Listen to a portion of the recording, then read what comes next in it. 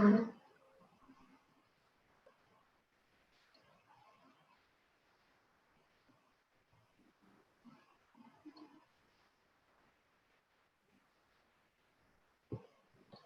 guys, this is Rajesh Sood from Ecadlr.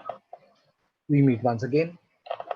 This is our second live video with our customer, car owner.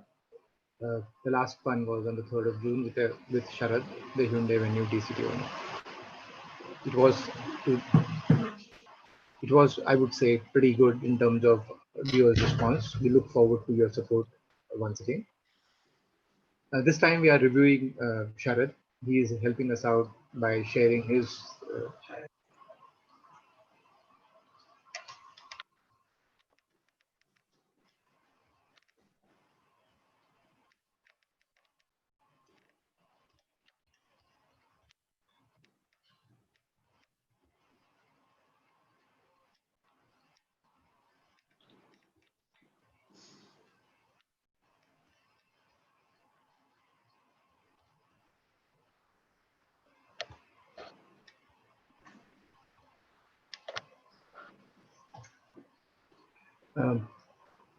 as always, we are going to be initially handling some questions on our own, somewhere around 5 to 7 questions, which has been logged in earlier for this video, will be first discussed with Sharad, post which we will open it up to our respondents, the people who've logged in with us. And we hope to take about 10 to 12 questions. If we miss any question, we would try and get back to you as soon as possible. We hope that you actually enjoy this video and learn a lot. Hi Sharad, how are you? Hey, I'm doing good, Rajesh. How are you? I'm doing fine too. And how was your last 2 months? Last 2 months. Last 2 months have been at home, so there's no such surprise. But yeah, last 2 months I've been understanding my house interiors better. And I've been washing my car better rather than driving it around. So yes, my car looks really shiny and I know my house better, yeah. Oh, I took great. it for a spin once in the middle, so, you know, yeah, it's going fine. It's going safe, as best I can say. Okay. Sharad, what we're trying to do is we will take up from what we discussed last basis, and for all those people who are interested in getting across to getting to know Sharad's review better, can go through the link which are there in the description section. Request you to please go through them. He's given a very, very detailed review on his car, both in terms of drive and of the overall feature. You will really have fun, as much fun as we had while driving, while taking his review. So Sharad, why don't you just share your experience after our review with this car? Anything new? How do you feel with it now, even though you've been driving your love for 6 years? Yeah. I have started liking it a bit more now because you know, whenever you buy a new car, you know, it takes about 5-6 years for the love to fade away, like, you know, and you just came in at the time and the whole interview happened at a time and I was sort of getting used to the car. So now I'm sort of getting back into the car after our whole interview. I sort of enjoy spinning it around a little bit more, but then the lockdown kicked in. So in a nutshell, you know, I have started enjoying my car a bit more after the brief review we had.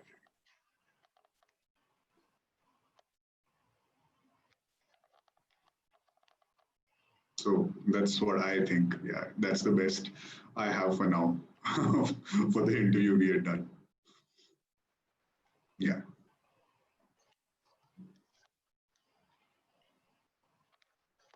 Okay. Sharad, the other thing that I wanted to know, we did talk about the mileage and the other elements of this car. And if one was to look at the current 1 liter diesel, 1 liter TSi, which Volkswagen has launched in lieu of this 1.2, what's your opinion on that? What's my opinion on that? Okay, first thing, it sounds underpowered for sure. They are saying that they are actually, you know, giving out the same amount of torque, but then, you know, all that is there for an article review. But what I seriously saw was that it is not a DSG gearbox, so you don't have that clutch switching thing happening. So which is like, I think DSG gearbox is the heart of the Polo GT TSi, which I think it might not be there in the 1.0 liter. And plus, it will be a little underpowered. So, I have my doubts about it, but then mine is an older generation. They are also saying that the 1.0, they have made it more compact and they've made it more zippy. But then, that's just an article. One has always enjoyed the RX 100 more than the Yamaha RX 135. I'm talking about the old school guys. So, yeah, I think it'll be a bit underpowered. I'm not too sure. I need to take it for a spin for sure.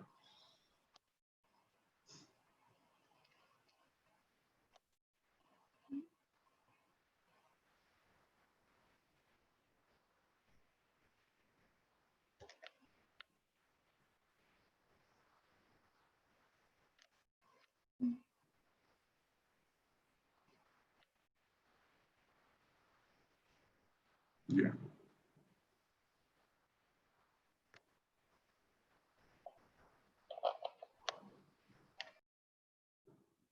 But let's say if you, since this is a 6-year-old car, are you Yeah. having any intentions of looking for a new car, or are you planning to retain this car, and why do you plan to retain this car? Okay. Okay. The reason about a new car, I did buy a new car for myself. Like I bought one Honda City for my family, like about a year back. So that's there in my parking lot right now. But as far as my Polo GT goes, I don't plan to sell it anytime soon. I'll actually keep it because it's like when you drive a beast like that. Yeah, I mean, it is a beast. Face it. Like there is no way. Like. I will let people talk about it, like in terms of it's too expensive, this, that. It is a beast when you drive it for sure. So I'll not sort of let loose of it anytime soon.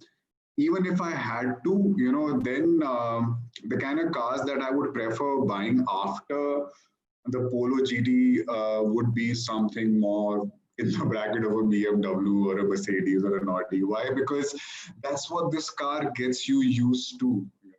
You get used to driving something really crazy. So yeah,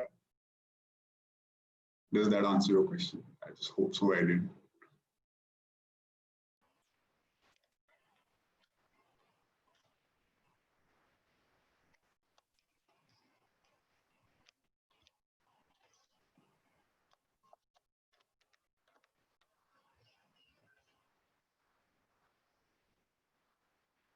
Yeah.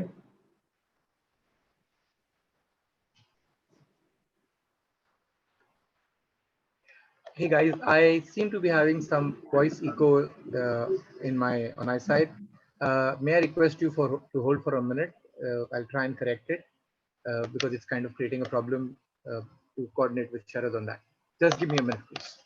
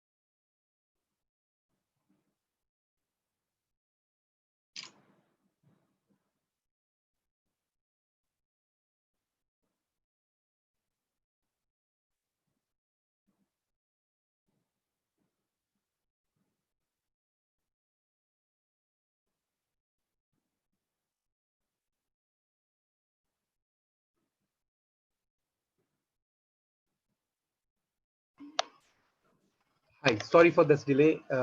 We hope that this does not occur again. It seems that two videos were running together and we were unable to find them. Call it a rookie's problem once again.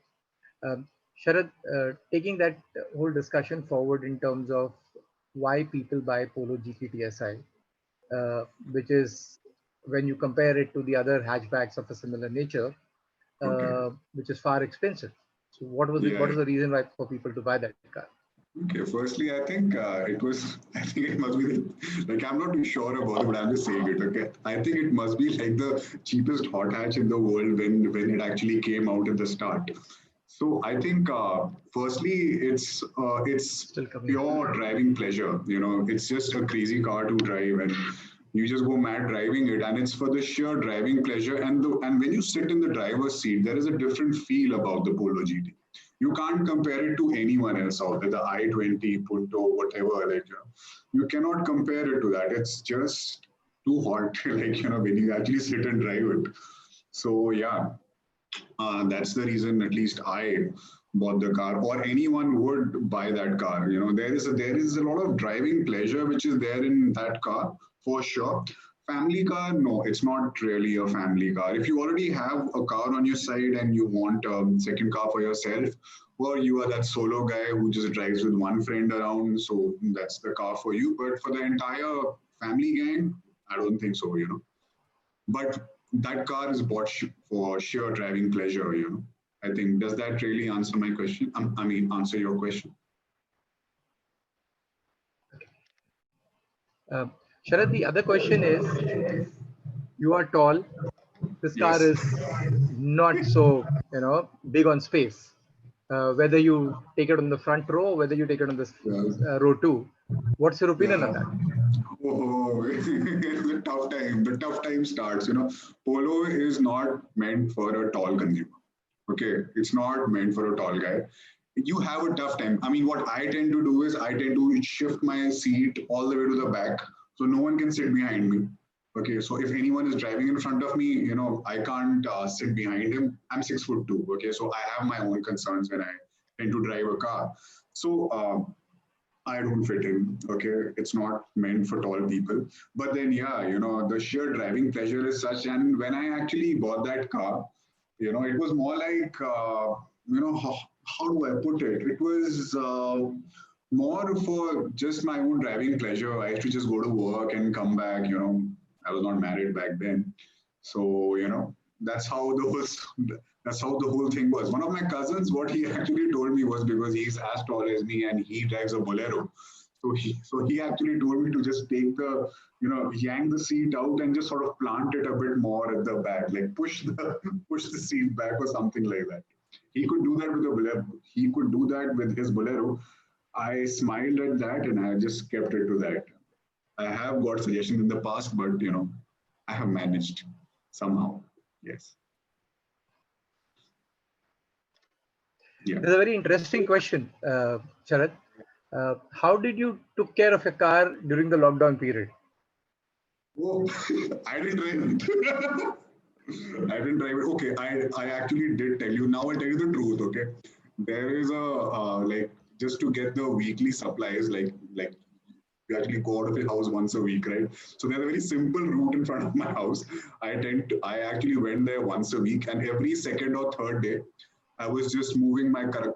I was just moving my car, sort of around in the colony, because yes, I was a bit scared that I need to keep this car moving. I can't just make it sit, which is there with any car. So um, that was one. That's how I was maintaining it. And apart from the maintenance, yes, I learned how to wash my car properly. Like with that, there's this shampoo lotion kind of polish thing that you get. That's like white in color. I don't know the exact name, but whatever that is, I learned how to rub that properly on both my cars.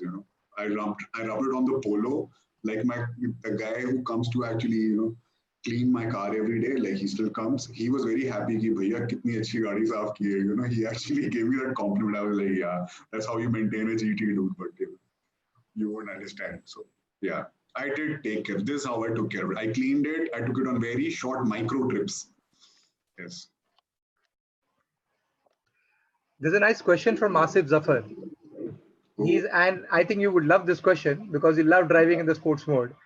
So the oh question is, yeah. do you keep the car in the sports mode all the time when you drive? Is it safe? No, A. B. I'm Is not it good for that the car?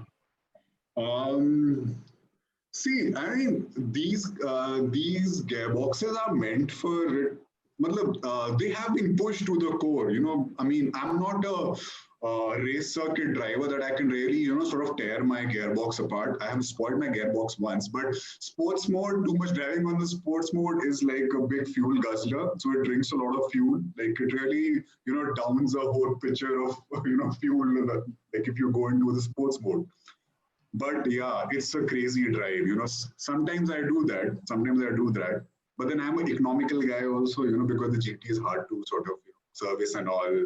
Things get a little wonky. So I keep my car safe. I rip it a little less in the sports mode, but I totally get him. I totally get him when he says that, he has fun with the sports mode. Shit, man, anyone would. Yeah, anyone would. You know, Uh, the whole good thing about a sports mode is like when you are in traffic, okay, when you are there in Gurgaon and then you are in traffic, okay, and all of a sudden there's a patch of land in front of you. So for that next 5 seconds, you go into sports mode for next 10 seconds just to feel that rush, because at times when you are bored on the road, all you want is a rush. So it actually does that thing really well, simple adrenaline rush. So yeah, I hope I answered it. there's another question, equally interesting question from Vishal Pat. He's talking about Yeah. remapping of the GT TSi. Do you actually need to do this to this car to such a hot hatch? What does he do? I mean, like, is The he like a remap in terms of auto? the engine remapping he's talking about.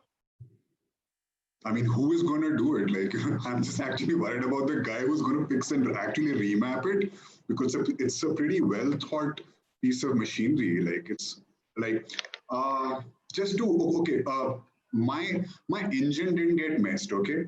Like, let's look at one more complex like component. My mechatronics had got messed in the gearbox. That part only came all the way from Germany.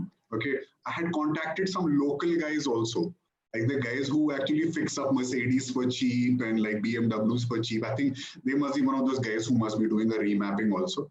So I personally think that getting it remapped. I mean, if you have already driven that car, if you're really sick of driving it and you want something more, then you want to remap it. I think you'll mess the car up, yeah. It's like, like I mean, it's like guys who put really fat wheels on a Maruti 800 and try to make it look all like hunky shunky. I don't know, man. I'm not too much of a remapping guy. Sorry, dude. I really get your trick, but yeah. Okay. Uh, there's another question. Polo, Vento, same family. Yeah. Whilst I do agree that one is a sedan and a bigger engine as Yeah, yeah. compared to this, uh, do you think there is any comparison, or do you think that should be a natural progression for somebody who's been driving a Polo to a Vento? No, no, no. I don't think it's about the natural progression. I think it's about a guy's need. Like when I bought my Polo GT, I was also getting the DSG gearbox in the Vento. And I was getting some more space in the back seat. So my space thing had actually been, sort of, it was meeting those criteria and it looked really nice in the dark blue. So as far as a transition from a Polo to a Vento, you know, I don't think it'll be a big jump because not much is happening on the interiors. Like you will not feel like you bought a new car. Like how you want to feel nice when you buy a new car, like you move from one car to the other. Oh, nice new car. So you might not feel that, you know. Your family will feel that because they'll be in the back seat. They'll be like, nicely spreading their legs and chilling. But transition from a Polo to a Vento, in term like it won't be too much, but the good part is even that car performs really well on a DSG, man. Vento, like one of my friends has it and he drives it on a DSG, and I think it's a good car. It's a good car. Which is a good mode to drive, the manual or the DSG in the Polo TSI? For all the bad boys out there, manual is the thing, dude. That's it. Okay, but for very family oriented guys like me, like who like to take care of things, normal automatic mode is good. Sometimes you go into sports mode, but when you want to actually chill with your sort of friends, or you want to show off to guys like Rajesh, and you just want to go on a spin, so at that time you do a manual mode. But GT TSi manual mode. That's the way to drive it. That's the way to rip it. Actually, you rip a GT on a manual mode like nothing else. There's a question of, does Polo come with a pedal shifter, the DSG gearbox, the DSG You TSi? can get those. Yeah. I was actually talking to my elder brother. So he is based in the UK. So he was actually telling me to get those pedal shifts, because I have those on my Honda City. And if you are a guy who's really, who actually wants to really enjoy the Polo in manual mode, I think you should get those pedal shifts. Like, that crazy thing, up, down, down. You should get it. Yeah.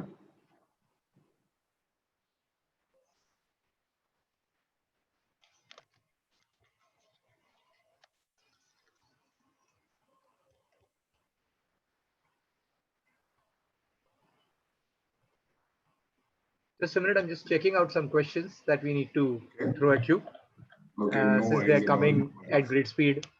Oh my goodness, great speed. Guys, I'm Um, not that hardcore, like, how much is this thing, that thing, and all. I get too zapped and all when I hear such stuff. But no. We're not going to zap you. We're not going to zap you. thank you so Uh, much. Thank you. Please don't zap me. okay. There is this question about service Polo. Should we get a peace of mind with lots of as much extended warranty as possible, or any service packages they have? Okay, ask about the warranties. Okay, ask about the warranty, service package, everything. And if you can get it for the longest, it is very good. Okay, because sometimes when some of those smart, like German, cool, awesome German parts get damaged, they burn Indian pockets. Okay, and they burn them through and through. So yeah, you have to be wary about the service charges that are there. Be wary about the warranties. On like, if you can get an extended warranty, just beware, because it does get expensive. I was just going on to one of those sites, Rajesh. I was having a look at one of those auto websites. I don't want to take any names. I was having a look at them, and one guy was talking about that the yearly service cost is 8,000 rupees, and like, and the other guy said that yearly service cost is 9K. I'm like, yeah, this is not a Sandro. Or like, even Sandro is much more expensive. Like, I had a Wagoner a long time back. That was 8, 9K, yeah, So whenever you go to a workshop for a service, always keep 20, 22K in your pocket. You should have that. 20 to 22K for service or for the insurance. So that's a number which is very friendly to the Polo owner, At least me, like, I might get, sort of fleeced a lot. So yeah, 20K is a number for me, whenever I end up with something in the Polo. When my mechatronics went off, they were charging me about 1.5 lakh. I cried and wailed, like a mad person at the showroom. Then they got the price down considerably. But still, that did not make me go to the gray market and get my mechatronics fixed, yeah. Because you take these things to the gray market, then they don't last you for so long. Because I'm keeping this car for some time. I'm keeping it for some time. So I'm not going to any gray market. Anyway, yeah.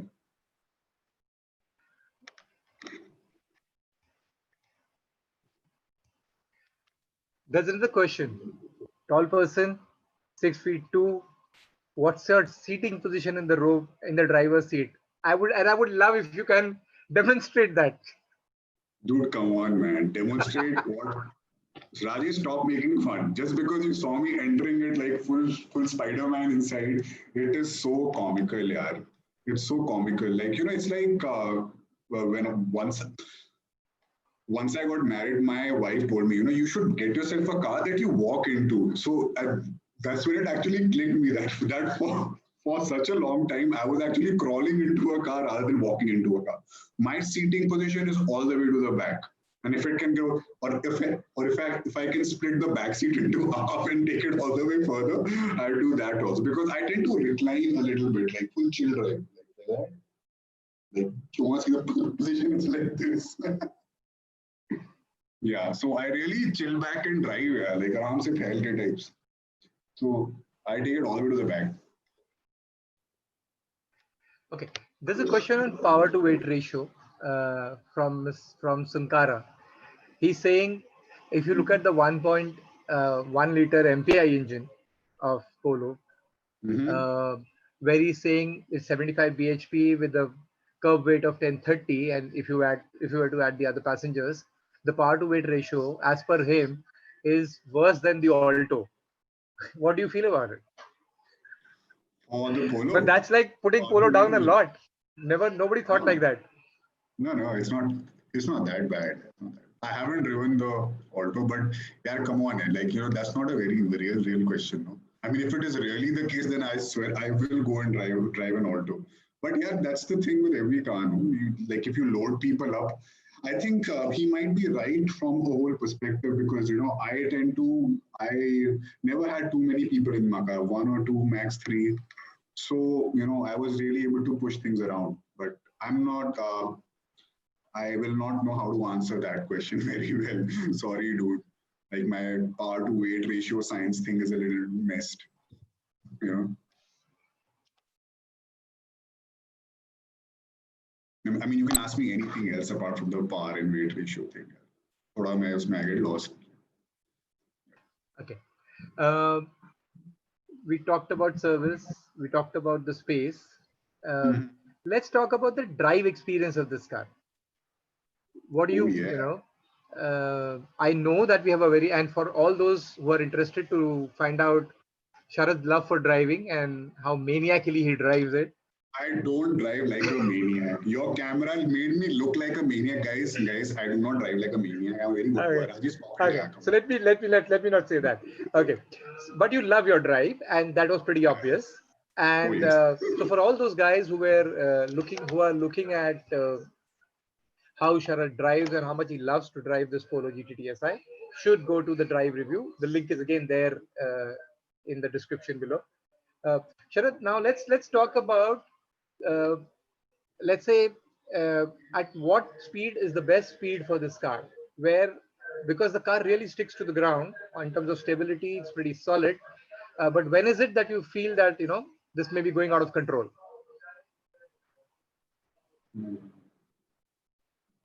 I I haven't zipped it that hard. Okay, I haven't zipped it that hard. Even at a 140, 150, it's going on a highway. It's still pretty much in control. But when you're on a city road, when you're driving in traffic, and all of a sudden you can see about one like kilometer of a stretch in front of you, which is open, and you can drive fast, then I very smoothly I have to go on a 110, like 110, 120. It's not a very often thing, but the pickup is so good that you tend to push the pedal a little bit. Like you called me a guy who loves the throttle, no? So whenever I see a whole patch of land, then I end up touching 100. I live near the Noida Expressway, so my house is actually out there. So I used to get my kicks out of sort of zipping it a little bit. And there is a speed limit, and I have been challaned once or twice for speed initially, and that was out of nothing. I didn't even come to know. That's the thing about this car, no? You keeps driving, you keep talking, and I think that's something pretty common on that road. So yeah, did I answer it, Rajesh? Okay.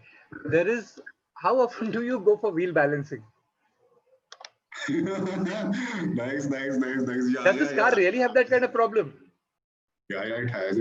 I don't think it's a problem, but yeah, you need to continuously keep a check because when I keep driving, I keep leaving my steering like this. Halka sa hai ki nahi hai, like I keep checking. So that is there. Wheel balancing, I always make sure that it's checked. Whenever it goes to the showroom and it's not done, I get pissed off. So that's how you maintain the car actually. But then wheel balancing is a pretty common thing with cars, no? Like you have to get it done. Like how often do you get your wheel balancing done, Rajesh? If I ask you, I mean your car's wheel balancing.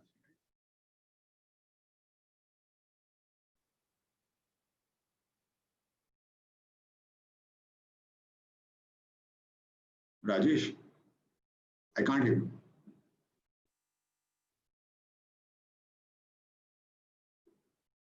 Wait. Hi, Yeah. can you hear me now? Yeah, I can hear you. How Great. often do you get cars being done? There is this car's ground clearance. Obviously, probably it's been designed, and it's more by design than by default, that the ground clearance of this car has been kept low because of the thrill that it gives you and the kind of throwing around that you tend to do. Does it have a problem in terms of bottoming out, or any such issues that you faced? Like bottoming out, you mean As in, like yeah, just the body touching the floor. yeah, it does. I have enough bump marks here. Although when you go on a slower speed, when you're driving like in a okay manner, then it is decent. It doesn't bottom out that much. But sometimes when I'm on a highway and I haven't paid attention on the road, it bottoms out really fast. That's one thing that is there actually. I never used to notice that earlier, but if you drive it like the way I do, then you can enjoy the suspension, because there is a way to enjoy the suspension of your car also, on a breaker when you go, yeah. So there's a way to enjoy it, but then you do bottom out sometimes. Yeah, that's there. You do bottom. I have a few bigger sort of dents and scratches, because once you bottom out, then the thing gets spoiled and rust starts to happen there. All that you get it fixed. I like say, yeah, true, very true. Okay. I must thank Ranjiv Jadhav, who just said that we should be getting more subscribers. And with people like you who's supporting us, we should be getting more subscribers, correct? Yeah. Thank you very much, guys. Thanks for saying that. I love you for that. Rajesh, you're awesome. There Even I is like you. another question in terms of the question right now. Just give me a minute. Please. Not a worry. Give me a minute. Yeah, we all here.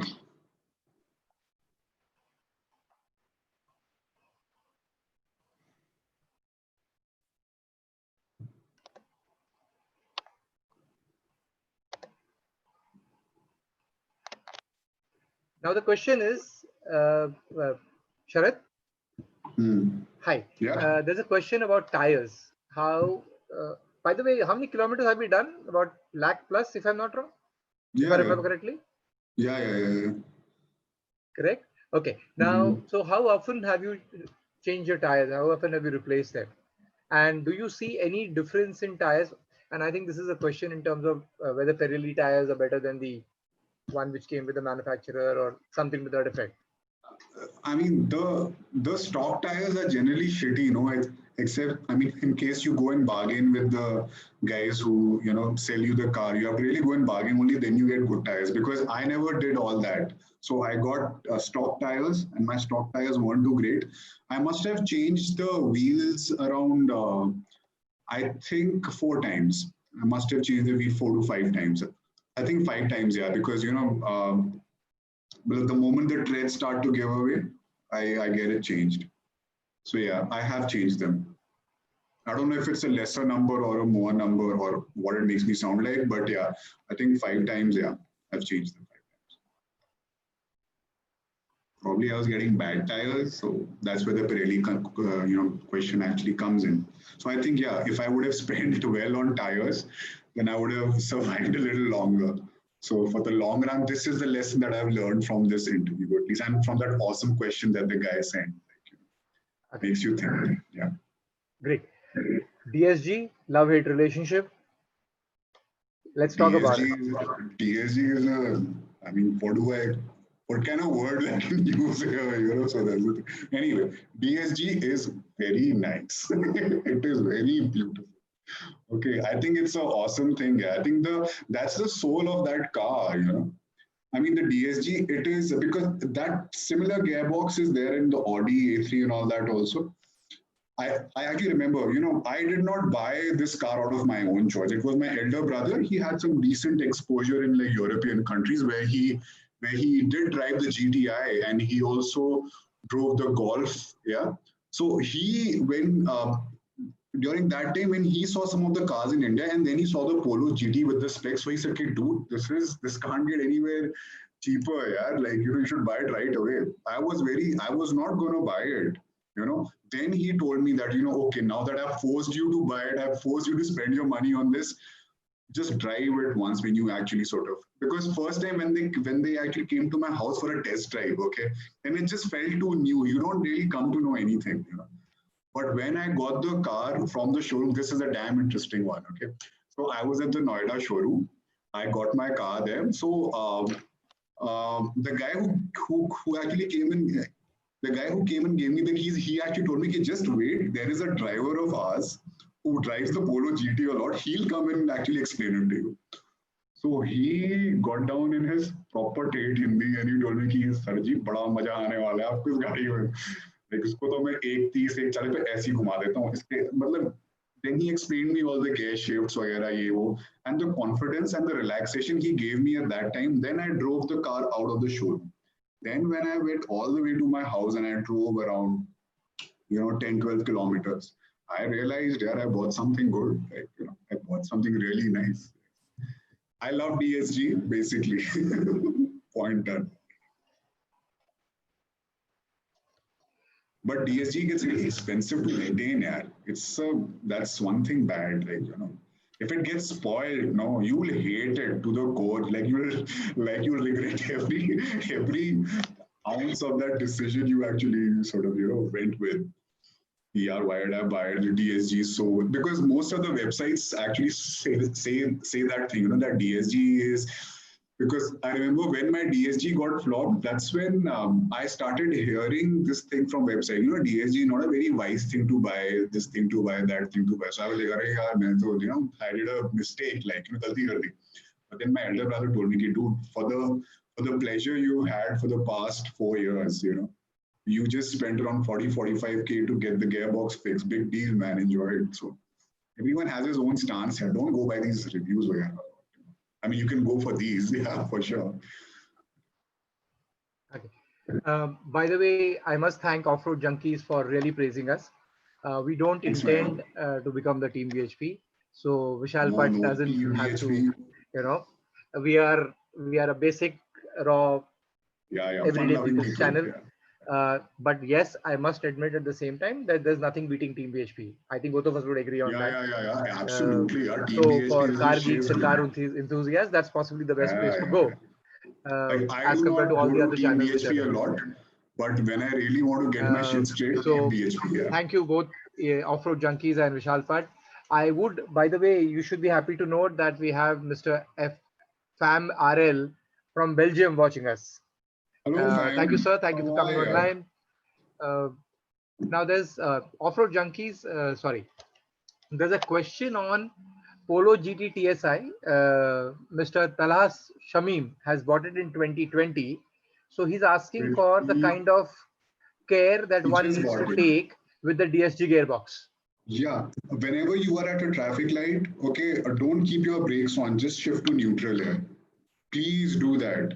Don't just leave it on D and actually put your feet on the brakes. Don't do that. Don't do that. This is something that the showroom guys should tell you. Whenever you're there on a light, just shift it to neutral here. That's how you drive good cars. Shift it to neutral. When it's standing, get it down to neutral or parking, whatever. But that's the only thing I'll say. And since you have just bought it, you might just end up breaking it a bit too much because you are enjoying that thrill. So that will mess up your brake shoes. That's what it is, right, Rajesh? You actually mess up the brake shoes, right? Like, yeah. So you might mess up the brake shoes, so they might get spoiled a little before time.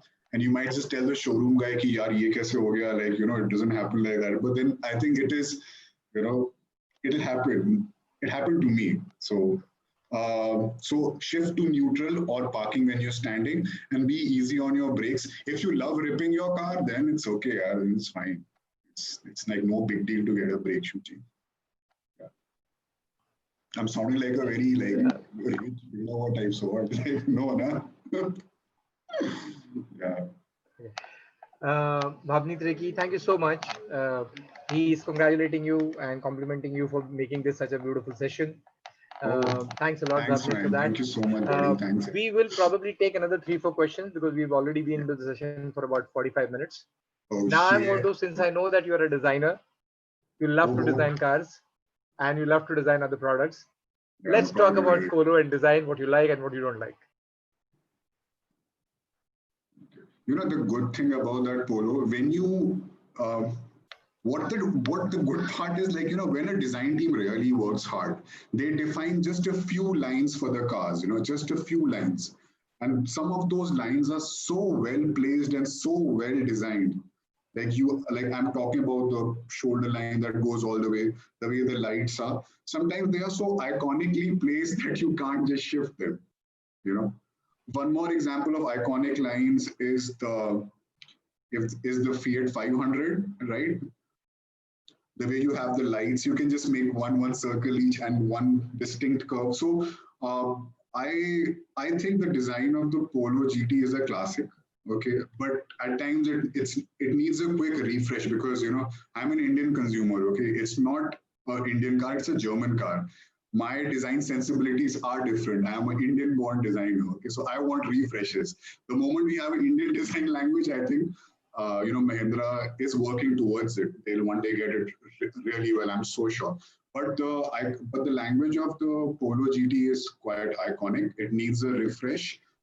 It really needs one because I get bored, and some of the people do get bored, and that does affect their sales, I think. But I do see some good renders coming online now and then, where they have actually worked on a few things like trimming down the lights a little bit, sort of going a bit more attacking. So I mean, Rajesh, I can keep talking shit like this, yeah. So you have to say pause also, no? I know that. I have heard you talking, and when you were talking about design, I could, while we were doing the review, it was very obvious that you were kind of in, you had lots of ideas about designing of this car. Yeah. Absolutely, man. Design really plays such an important role. Like, apart, it's not about just the Polo GT. We have to see that the other things that they are Indian car and bike companies. We know who are the Indian car companies. They are doing well. They'll take a while to get there. Don't just straight away compare an Indian car with a European car. It's not a just comparison. Give it 10 years down the line, you will be proud of what we have. So I have a lot of faith in Indian cars.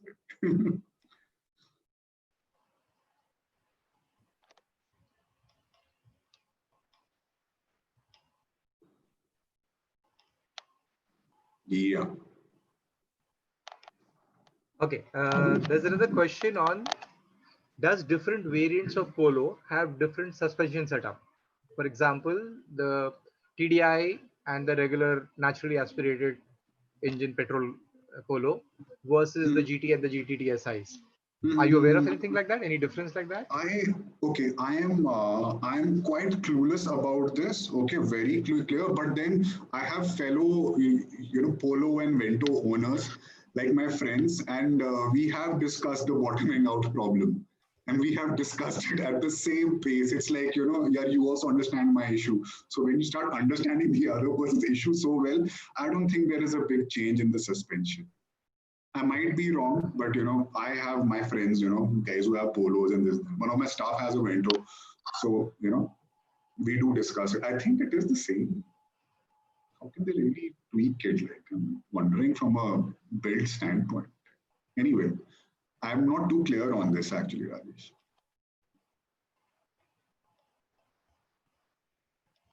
Yeah. Two more questions, and I think probably that's when we try and close it down. And I must thank you, not only thank you, but thanks a very heated, very interesting inputs and discussion on the chat. You would Yeah, have noticed it. People are really being involved, and yeah. thanks a lot everybody for making this a great session. Uh, now the question is, what does GTTSI stand for? Huh? Give me the full form of that. Gran Turismo turbocharged stratified injection. Is that what it is? I think. Okay. Um, uh, okay. Uh, I think probably This was that's the what we toughest have question, by the way. done. This, Uh, uh, I think we've probably covered everything, and it's been already close to 50 minutes that since we've been on this session. yeah, I would like to thank everybody today for being here, yeah, making yeah. this a great session. If we have Mm. missed any of your questions, I'm going to put them up to Sharad, and I'm going to be asking him to, answer them as much as possible. Do wait for it. We will put them on the comment section in his reviews. And we really look forward to having more questions from you. I would specifically mention Mr. Vishal Pat. He's been very, very involved in it. He seems to be a car Thank lover you. and a lover of Polo GT like you, GT Oh yeah, TSi like you. that's I'm sure if awesome. you two guys Awesome. meet, the sparks are going to fly. But Oh let's yeah. have fun, and we had lots of fun. Thank you so much, guys. Thanks for being here. We love you. By the way, Awesome, guys. we have scheduled 4 more sessions in the next over the next 2 weeks. On the 13th, we have scheduled the Kia Seltos. Then on the 17th then on the 20th and 21st, we have a Rapid DSG and a MG Hector. The schedule are all available in our community section. We look forward to having you guys here. Thank you so much. Bye. Good night. Have fun. Have a great day. Bye bye. Thanks a lot. Thanks, Sharon. Yeah.